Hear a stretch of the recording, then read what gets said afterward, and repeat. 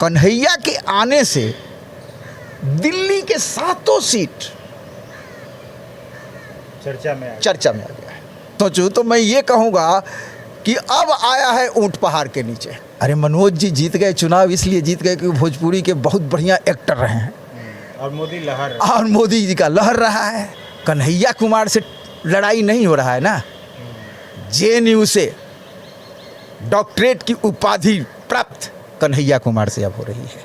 मनोज तिवारी को कन्हैया कुमार के लगाए आरोपों का अब जवाब देना होगा। प्रधानमंत्री अब भैंस का या मंगलसूत्र का और चोरी का बात करने लगे। हाँ, ये आप जरूर कहिए कि ये बात गरिमामयी नहीं है। एक प्रधानमंत्री के पद का व्यक्ति अगर इस तरह का लफाजी बातें करते रहे, झूठ परोसता रहे, तो वह उस पद की गरिमा नहीं। तो 14 के बाद तो अंधश्रद्धा ज़्यादा बढ़ गई है ना। तो अंधे को दिखेगा क्या? अंधे को तो कुछ दिखना नहीं है।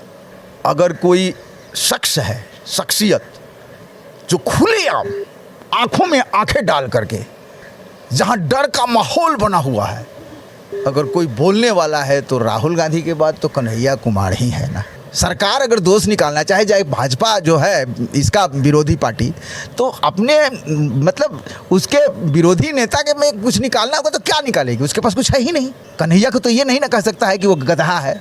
कन्हैया को आप नहीं कह सकते कि वो लबाड़ है। कन्हैया को आप ये नहीं कह सकते हैं कि वो चोर है। कन्हैया को ये नहीं कह सकते हैं कि वो बहुत बड़ा जो घोटालेबाज है। तो आप कहेंगे क्या? क्या कन्हैया को ये कहेंगे कि नहीं कन्हैया बहुत महान है? तो फिर लड़ेंगे कैसे? डफली बजा रहा है भाई, उसके डफली के राग को आप समझो ना। वो डमरू बजा दिया है, वो तांडव कर रहा है। रोक लो, है ताकत तो कुछ बोलो उसके विषय में।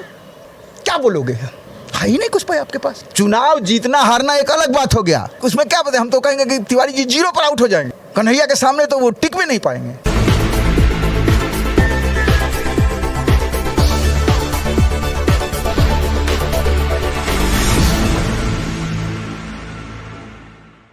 नमस्कार, नवजागरण लाइव में आपका स्वागत है। अभी हम द्वारका में हैं और हमारे साथ हैं रामबंधु तिवारी जी। रामबंधु तिवारी जी हमारे प्रिय मित्र हैं। तिवारी जी पत्रकारिता पेशे से भी हैं, लिखते पढ़ते रहते हैं और राजनीतिक विषयों पे इनके जो लेख हैं, ब्लॉग हैं, वो अलग अलग अखबारों में और अलग अलग टर्मिनलों पे आते रहते हैं, पढ़ने को मिलते रहते हैं। अभी हम जिस पे बात करेंगे वो दिल्ली का उत्तर पूर्वी इलाका है, क्षेत्र है, लोकसभा क्षेत्र है, जहाँ से जो दोनों बड़ी राजनीतिक पार्टियां हैं, भारतीय जनता पार्टी जिसने दोबारा एक बार फिर से तीसरी बार अपने एकमात्र प्रत्याशी मनोज तिवारी पे भरोसा किया है, और दूसरा सबसे बड़ा विपक्षी दल कांग्रेस, जिन्होंने छात्र नेता और JNU के पूर्व अध्यक्ष कन्हैया कुमार पे अपना भरोसा जताया है, उनको मैदान में उतारा है। इसकी वजह से ये जो मुकाबला है वो काफ़ी रोमांचक हो गया है और काफ़ी चर्चा में है, क्योंकि दोनों जो प्रत्याशी हैं वो बिहार से आते हैं, बिहार के क्षेत्र के हैं, पूर्वांचली हैं। क्या लग रहा है, इस पे हम बात करेंगे। चलिए, स्वागत है सर। धन्यवाद। आपके दर्शकों का भी बहुत बहुत आभार। देखिए, आपने अभी अपने इंट्रो में बताया कि इंडिया गठबंधन से कन्हैया कुमार आ गए और भारतीय जनता पार्टी अपने पूर्व प्रत्याशी जो है मनोज जी को ही फिर लड़ा दिया। लेकिन अगर मेरे से आप पूछें तो यहाँ मैं कहूँगा कि अगर कांग्रेस ने जो अपने दिल्ली में चुनावी गणित बनाया है तो उसकी बहुत ही सोची समझी कसरत है। वह सिर्फ एक सीट को नहीं देख रही है। कन्हैया के आने से दिल्ली के 7 सीट चर्चा में आ गया। ये आपको मानना पड़ेगा। यानी अगर यूँ कहा जाए, मतलब मैं सोचूं तो मैं ये कहूँगा कि अब आया है ऊंट पहाड़ के नीचे। अभी तक ये लोग सोच रहे थे कि एक तरफा मुकाबला कर लेंगे, लेकिन कन्हैया ऐसे होने अब नहीं देगा। कन्हैया की पर्सनालिटी को आप समझने की कोशिश कीजिए। वह एक छात्र संघ का नेता नहीं, उसके भाषण में जो दम है, ओज है, उसका ओजस्वी भाषण, जब वो बोलता है तो उसके हृदय से सत्य निकलता है, और जो भी बोलता है सच्चाई के साथ निकलता है। वो रिसर्च के साथ, फैक्ट के साथ बोलता है। लफाजी और झूठ के सहारे वो नहीं चल रहा है। अब देखिए, आप मेरे हंसी पर ना जाइएगा, लेकिन मैं ये कहूँगा कि अब मनोज तिवारी की तुलना कन्हैया से कर दिए कोई, तो क्या ये संभव है कि वो तुलना में मतलब बराबरी का या कुछ 19-20 में रहें? नहीं, चूँकि वो 2 बार के सांसद। देखिए, सांसद होना एक अलग बात है, सांसद होना तो एक अलग बात है। जनता ने आपको चुन लिया। भारत की जनता कितना अवेयर है, पहले तो कुछ भी नहीं था। जो आप सांसद की बात कर रहे हैं, तो जवाहरलाल नेहरू जब 1952 का चुनाव लड़ने के लिए लोग निकले, कांग्रेस के लोग, तो ये भी बोले थे कि हमारा टिकट इस समय अगर एक कुत्ते के गले में टांग दिया जाए और छोड़ दिया जाए तो वो भी विजयी बन करके आ जाएगा, कारण कि जनता अवेयर नहीं थी। और उस समय कांग्रेस को ही जनता था। जब बात होती है कि अवेयर कितने हैं आप, आपकी समझ के, तो भारतीय लोकतंत्र में क्या आप उसको अमेरिकी जनता की तरह उसको देख रहे हैं, ब्रिटेन की जनता की तरह दिख रहे हैं कि भाई ब्रिटेन की जनता इतना अवेयर होता है, जितना वो समझता है लोकतंत्र के विषय को, उतना भारत का भी लोकतंत्र समझा जाएगा। दारू पर, और देखिए, माफ़ करेंगे, जनता के लिए मैं कुछ नहीं कह रहा हूँ, जनता भाई सर्वोपरि होती है। अब उसको हम अवेयर नहीं कर पाए, उसको सिखा नहीं पाए, पढ़ा नहीं पाए, तो हाँ, दारू पर बिक जाती है हमारी जनता, नोट पर 200-400 में बिक जाएगी हमारी जनता। तो वो बात नहीं है कि चुनाव मनोज जी जीत गए। अरे मनोज जी जीत गए, चुनाव इसलिए जीत गए कि भोजपुरी के बहुत बढ़िया एक्टर रहे हैं, मोदी लहर, और मोदी जी का लहर रहा है। अब मोदी जी का लहर और उनका भोजपुरी का एक्टर, जिस क्षेत्र से वो लड़ते हैं वहाँ पर मोस्ट माने ज़्यादातर जो पूर्वांचलियों का गढ़, पूर्वांचलियों का गढ़ है वो। और पूरबिया लोगों में वो भी वैसे पूरबिया कि जिसको हम वो कहेंगे कि ना वो मिडिल क्लास माने निम्न मिडिल क्लास के लोग वहाँ पर निवास करते ज़्यादातर हैं। तो स्वाभाविक है कि उनके घरों में उनका कैसेट बजता होगा, उनके गीतों का धुन चलता होगा। तो प्रभावित तो वो उससे हुए हैं ना कि अगर पूरबिया उनको वोट दिया है तो मनोज तिवारी को दिए हैं। लेकिन अब मनोज तिवारी को तो सिर्फ कन्हैया कुमार से लड़ाई नहीं हो रहा है ना, JNU से डॉक्टरेट की उपाधि प्राप्त कन्हैया कुमार से अब हो रही है। मनोज तिवारी को कन्हैया कुमार के लगाए आरोपों का अब जवाब देना होगा। ऐसे ही नहीं ना हो जाएगा। आप ये नहीं समझ रहे हैं कि कन्हैया कुमार जो संवाद स्थापित कर रहे हैं जनता के साथ, उनके संवाद में एक जन के प्रति जो भाव है वो दिल को छूने वाला हो रहा है, सच्चाई के साथ हो रहा है, लफाजी नहीं हो रहा है। तो जनता तो जुड़ेगी ही जुड़ेगी। लेकिन आपको क्या लग रहा है कि जिस देश में इतने जो प्रभावी मुद्दे हैं, जनता के ज़रूरी मुद्दे हैं, उनको ना लेके और मंगलसूत्र और भैंस की चर्चा एक प्रधानमंत्री है, तो वहाँ कन्हैया के PhD की कितनी चर्चा हो? देखिए, एक बात आपने सही कहा। जो भी मैं आपके पहले प्रश्न के उत्तर में मैंने कहा था कि हम उतने अवेयर नहीं हैं, हम भैंस की ही बात ज़्यादा समझेंगे। आप पहले चरण की बात हुई, चुनाव हुई है अभी, कल तीसरे चरण में आप देख ही लिए। तो ये जो आप बात कर रहे हैं, तो हम भैंस को तो ज़्यादा सुनेंगे ही। हमारी जनता भैंस को, आपको एक बार याद होगा या नहीं, मैं आपको कोट कर दे रहा हूँ कि लालू जी खगोल में आपको सूर्यग्रहण लगा था, तो उसका केंद्र बिंदु पटना था, पाटलिपुत्र। तो खगोल, वहाँ पर आर्यभट्ट का जन्मस्थली खगोल। तो अब खगोल को नीतीश कुमार की सरकार थी, बनाया। तो स्ट्रीम मीडिया के वहाँ पर देश विदेश के लोग रिसर्च करने आ गए, जो खगोल से रिलेटेड सब लोग अपना जानकारी की भाई वहाँ पर केंद्र बिंदु है तो चलते हैं देखते हैं। सरकार ने भी बहुत बढ़िया व्यवस्था रखी। व्यवस्था में अब यो देखने को मिला कि कुछ पत्रकारों ने नीतीश जी से पूछा कि भाई पंडित जी लोग कहता है कि ग्रहण लगा है तो खाना कुछ नहीं चाहिए, नहीं खाना चाहिए, उसका सूतक लगता है, दोष लगता है। हमारी संस्कृति का ये हिस्सा रहा है, इस पर हमारा कोई कटाक्ष नहीं है। ये लोगों की अपनी एक समझ है और होनी चाहिए, ठीक है, वो आध्यात्मिक बातें हैं, वो एक अलग तरफ। तो नीतीश जी ने मजाक में कह दिया कि नहीं मैं खाना नहीं खाया हूँ, बस चाय बिस्कुट खाया हूँ। 6 महीने के बाद पूरा उत्तर बिहार जो था वो सूखाग्रस्त घोषित हो गया, बारिश ही नहीं हो पाई, फसल जल गए, किसानों के फसल जल गए। फिर पत्रकारों ने पूछा कि सूखाग्रस्त घोषित हो गया। लालू जी समय थे तो लालू जी के मुंह से निकला कि अरे भाई आपको पता नहीं है कि वो सूखाग्रस्त क्यों हुआ? अरे 6 महीने पहले जो ग्रहण लगा था अब वो बिहारे में था, और नीतीश जी चाय बिस्कुट तो खा लिए, तो गांव के अब मुखिया जब चाय बिस्कुट खा लेगा तो अब प्रदेश का विकास होगा, कल्याण होगा। हो गया सूखा। उसका क्या मतलब था?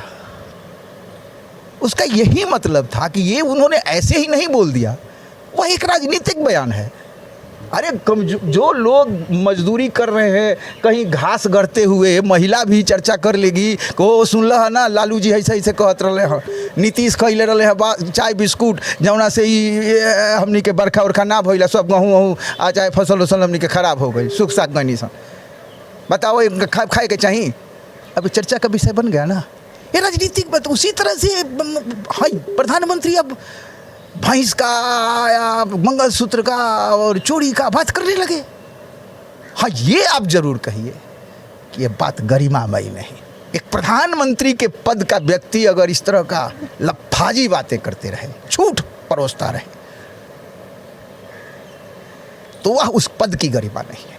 भले अपनी मोदी जी गरिमा समझते हो, लेकिन उस पद की गरिमा नहीं है। जो उनके भक्त हैं वो तो उसको सही समझ रहे हैं। तो भक्तों का क्या कहना है? भक्त तो अब एक होता है श्रद्धा, एक अंधश्रद्धा। तो 14 के बाद तो अंधश्रद्धा ज़्यादा बढ़ गई है ना, तो अंधे को दिखेगा क्या? अंधे को तो कुछ दिखना नहीं है। लेकिन जो आप ये कह रहे हैं ना कि यहाँ पर अगर फिर मैं कहूँगा कि कन्हैया की बातों को, तो कन्हैया की बातें जो है ना, वो अंधश्रद्धा वाला भक्त भी है ना, वो भी दिल से तो ज़रूर सोचेगा कि ये कह जो रहा है वो क्या कह रहा है। विरोधी दल में अगर कोई शख्स है, शख्सियत जो खुलेआम आंखों में आंखें डाल करके, जहां डर का माहौल बना हुआ है, अगर कोई बोलने वाला है तो राहुल गांधी के बाद तो कन्हैया कुमार ही है ना, जो कहने का ये क्षमता रखता है कि जय शाह के पप्पा को दिखाई नहीं देगा, जय शाह के पप्पा को ये सुनाई नहीं देगा, जय शाह के पप्पा को ये समझ में नहीं आएगा, जय शाह का पप्पा ये नहीं करेंगे। इतना कहने की क्षमता इस 14 के बाद किसके पास कोई कहीं है? कोई कह सकता है, लेकिन वो लड़का कह रहा है। अरे ये कन्हैया कुमार को लेके एक गलत नैरेटिव जो फैलाया गया, जिस पे कोर्ट भी क्लियर कर चुका है कि ऐसा कुछ मामला था नहीं, लेकिन जो जेएनयू वाला मामला, कन्हैया कुमार पर एक टुकड़े टुकड़े गैंग का टैग लग गया। लेकिन लोगों को ये समझाने में विपक्ष नाकाम रहा कि मोदी जी जैसा और अमित शाह जैसा ताकतवर, जो आज तानाशाह कहा जा रहा है, वो अगर थोड़ा सा भी कुछ होता तो शायद कन्हैया बाहर नहीं होता। लेकिन उस मामले को लेके फिर से उभारा गया है और प्रधानमंत्री तक कह रहे हैं कि ये लोग टुकड़े टुकड़े गैंग के सुल्तान हैं। देखिए, अब फिर वही बात, तो आखिर कन्हैया विरोधी दल का नेता खड़ा हुआ है, वहाँ पर विरोधी पक्ष में है एक क्षेत्र के, और एक क्षेत्र को ही नहीं बल्कि वो पूरे प्रदेश और देश में वो प्रभाव छोड़ रहा है, अपने भाषणों से सबको प्रभावित करने की क्षमता रख रहा है। तो उसमें अगर कोई दोष निकाला जाएगा तो क्या निकालेगी? कोई सरकार अगर दोष निकालना चाहे भाजपा जो है इसका विरोधी पार्टी, तो अपने मतलब उसके विरोधी नेता के में कुछ निकालना होगा तो क्या निकालेगी? उसके पास कुछ है ही नहीं। कन्हैया को तो ये नहीं ना कह सकता है कि वो गधा है, कन्हैया को आप नहीं कह सकते कि वो लबाड़ है, कन्हैया को आप ये नहीं कह सकते हैं कि वो चोर है, कन्हैया को ये नहीं कह सकते हैं कि वो बहुत बड़ा जो घोटालेबाज है। तो आप कहेंगे क्या? क्या कन्हैया को ये कहेंगे कि नहीं कन्हैया बहुत महान है? तो फिर लड़ेंगे कैसे? तो लड़ने के लिए ये मुद्दा, और ये जनता जान चुकी है कि ये फैक्ट नहीं है। फैक्ट में ये पकड़ा गया है कि ये उसके मुंह से कुछ भी नहीं निकला है, और पुलिस भी ये बोल चुकी है कि भाई ऐसा कुछ नहीं है। तो अब दिल्ली पुलिस के चार्जशीट को आप पढ़िए, उसमें कुछ उसने ऐसा नहीं दिया है। तो ये जनता को बरगलाने वाली एक बात है कि अब कहने के पास हमारे पास तो कुछ है ही नहीं है, तो हम क्या कहेंगे? अब राजकुमार के विषय में हम क्या कहेंगे? इनको हमें झूठा साबित करना है, उनको चोर साबित करना है, लबाड़ साबित करना है, कर ही नहीं पा रहे हैं। इनको बेवकूफ़ साबित करना कर ही नहीं पा रहे हैं। अब कन्हैया तो कह सकता है ना, अब जैसे केजरीवाल जी मनोज तिवारी के लिए रिंकिया का पापा करवाते हैं कि नहीं? तो वो है उनका रिकॉर्ड में, रिंकिया का पापा एक कैसे तू एक चट्टा मार देली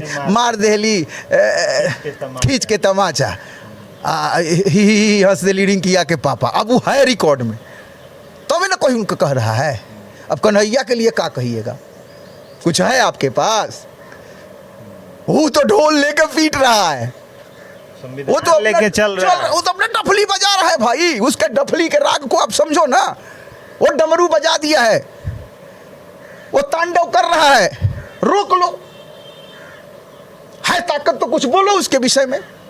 क्या बोलोगे? है ही नहीं कुछ पाए आपके पास। मतलब पलड़ा भारी लग रहा है। भारी ही नहीं, बहुत भारी।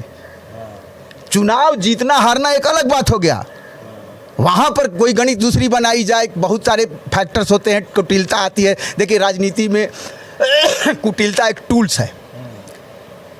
कहीं जब पेच फंसेगी तो उसको निकालने के लिए उस टूल्स को निकाला जाएगा, जिसे खोला जाएगा। जैसे अभी मोदी जी अब खोल रहे हैं, देखा गया कि भाई ये राम मंदिर का मुद्दा वो रिपोर्ट में, हाँ रिपोर्ट में कि भाई बेरोजगारी या ये सब चीज़ें 24% 23% में लोग जो रिपोर्ट आने लगे, तो फिर उन्होंने देखा कि 6-8 में ये हो गया, तो तीसरे चरण से पहले उन्होंने उसको उठाया ही, उस टूल्स को निकाला कि खोलो इससे। गए अयोध्या, गए घूमे फिरे, तो ये टूल्स है। तो टूल्स के सहारे भले चुनाव को जीता जाए, वो अलग विषय है, लेकिन कन्हैया अपना प्रभाव छोड़ेंगे और हो सकता है कि जीतें। इसके पीछे अगर मेरे से पूछें तो मैं एक कारण वो दूंगा कि इस समय जो कांग्रेस अकेले चुनाव नहीं लड़ रही है, दोनों है।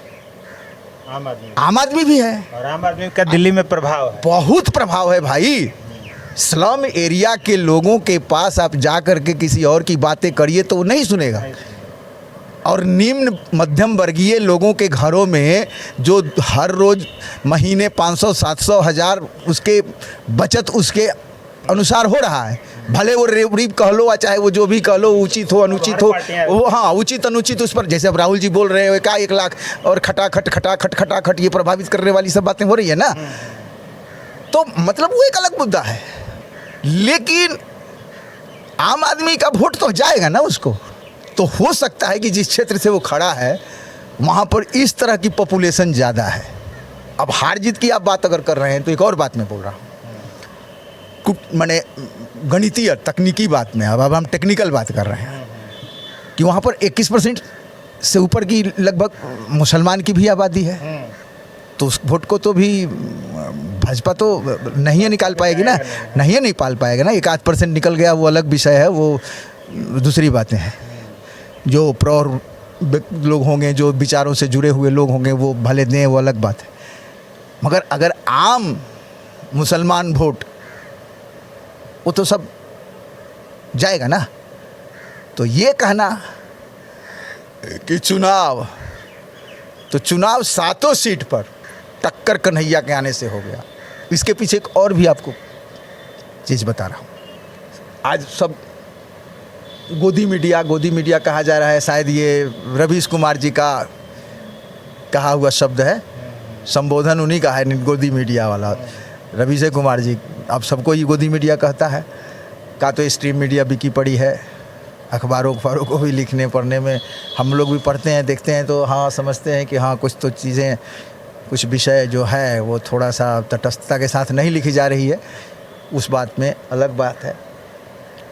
लेकिन आज दिल्ली का चुनाव अगर आपको कवर करना होगा, चाहे वो स्ट्रीम मीडिया हो, चाहे आप जैसी मीडिया हो, तो कन्हैया को इग्नोर करके आप कर सकेंगे? बढ़िया आपको मसाला न्यूज़ मिल जाएगा। न्यूज़ तो वो मेकर बना हुआ है ना आज, तो सुर्खियाँ, ब्रेकिंग लाइन तो उस न्यूज़ उसके पास है ना, ब्रेकिंग न्यूज़ उसके पास है। अब आपको देना पड़ेगा, कवर करना पड़ेगा, आपकी मजबूरी है। तो कन्हैया को पूरा सुर्खी मिलेगी। उसके बाद वाकपटुता में कन्हैया टॉप पे हैं। अगर उनको देखा जाए कि विचारों के प्रति, विचारधारा को अगर देखा जाए, तो कन्हैया के विचारधारा में एक तरीक़ा से देखा जाए तो भारत की सर्वांगीण विकास की समझ जो है उससे भी वो हटके नहीं है। आपने देखा सर्वधर्म समभाव की बातें करते हुए हवन करके, अरे भाई वो लड़का जो है कन्हैया कुमार जी जो हैं वो बिहार के बेगूसराय से भूमिहार बिरादरी से आते हैं। तो हिंदू धर्म का जो है कि हम अपना कुछ कोई भी कार्य शुरू करें तो हम अपना भगवान का हवन तवन पूजा पाठ तो कर ही लेते हैं ना, हमारे घरों की परंपरा है। तो वो भी किया अगला। तो सब चीज़, दूसरी बात कि किसी विषय की समझ आपके भौतिक, मानसिक, शारीरिक उत्थान कैसे होगा अगर इसमें कन्हैया जी को बैठा दिया जाए और तिवारी जी को बैठा दिया जाए और दोनों से चर्चा पर करने के, तो आप खुद अनुमान लगाइए तिवारी जी फेल हो जाएंगे कि नहीं। तो अगर इस तरह से आगे 10 नंबर और 8 नंबर इन सब पीछों में पूछें कि भाई किसका, तो हम उसमें क्या बताएं, हम तो कहेंगे कि तिवारी जी 0 पर आउट हो जाएंगे, कन्हैया के सामने तो वो टिक भी नहीं पाएंगे। आज पॉइंट सिर्फ मोदी जी हैं और उनका अपना भोजपुरिया बेल्ट में भोजपुरी के गीतों का सहारा है, भोजपुरी फिल्मों का सहारा है, जो हमारे निम्न मध्यम वर्ग और स्लम एरिया के लोगों में उनकी एक पैठ होती है भोजपुरी गीतों का। आप भी भोजपुरी पर काम किए हैं, आप भी बहुत बढ़िया से जानते हैं कि भोजपुरी का समझ आजकल किस तरह से बनाया गया है, भोजपुरी का क्या मतलब हो रहा है। तो वो जो भोजपुरी के गीत, भोजपुरी के, उनको भोजपुरिया समाज में पैठ बनाएगा, लेकिन वही समझदार लोगों के नज़रों में, चाहे उसके भी नज़र में, वो होगा कि नहीं कन्हैया कुमार सर्वोपरि है। मोदी जी का लहर, हिंदू मुस्लिम का पोलराइजेशन, ये सब किया जाएगा, बोला जाएगा, कहा जाएगा, सुनने वाला इसको सुनेगा, गुनेगा। अंधभक्ति, जिसको आप अंधश्रद्धा कहेंगे या अंधभक्ति कहें मोदी प्रेम में, तो ये सब उनका वोट है। बाकी अगर वोट को सीम करा लेने का अगर किसी में मादा है तो कन्हैया में है, घुमा देगा, मोड़ देगा। अभी भी यूथ को आप जाइए, हम लोग भी उधर घूम रहे हैं, देख रहे हैं कि यूथ समझ रहा है, युवकों में कन्हैया का क्रेज है। तो आप कब उसको कहेंगे? कन्हैया वहीं नहीं प्रभावित करेंगे, कन्हैया बहुत प्रभावित। आज खुद सोचिए ना कि कांग्रेस का CWC में जाना साधारण बात है और कन्हैया कुमार उसमें है। क्या वो किसी के दया का पात्र बन करके गया है? कन्हैया कुमार दया के पात्र बन करके गए हैं क्या? कि हाँ उनका पर दया कोई दिखाया है कि चलो कन्हैया कुमार को CWC में रख दो, बहुत बड़े धनवान के बेटे हैं, कुछ डोनेट कर देंगे पार्टी को, कुछ ये कर देंगे, वैसे तो कुछ भी नहीं है उनके ऊपर। उनकी क्षमता, क्वालिटी वो लेकर के गया है। ये सुना आपने तिवारी जी से हमारी बातचीत, और एक अनुमान के मुताबिक ये जो तमाम जो वोटर हैं और जो वहाँ के लोग हैं उनके भी मुताबिक, और जो हमारी बातचीत हुई उससे ये निकल के आया कि तिवारी जी के मुकाबले कन्हैया वाकई वहाँ पे काफ़ी मजबूत कैंडिडेट है। और अगर ये अतिशयोक्ति नहीं होगी, अगर वो जीत भी जाते हैं वहाँ से, तो कहीं ना कहीं मोदी जी का जो लहर 14 और 19 वाला था वो तो है नहीं, इससे इनकार नहीं किया जा सकता। लेकिन फिर भी जो राम मंदिर और तमाम हिंदू मुस्लिम वाले मुद्दे हैं उनको देखते हुए जो फ़ायदा हो सकता है, और जो भोजपुरी गीतों और फिल्मों का जो सहारा उनको मिलेगा, जैसा तिवारी जी ने बताया, तो उसको लेके ये थोड़ा बहुत जो हो सकता है वो हो सकता है, नहीं तो कन्हैया कुमार वहाँ पे भारी पड़ेगा। चलिए, अपनी चर्चा के लिए, अपनी राय के लिए बहुत बहुत आभार आपका भी बहुत बहुत आभार। बने रहिए नवजागरण लाइव के साथ, और ऐसे ही अलग विषयों पर हम मिलते हैं एक और दिन, एक और नए सीट के साथ, नए मुद्दे के साथ। बहुत बहुत धन्यवाद।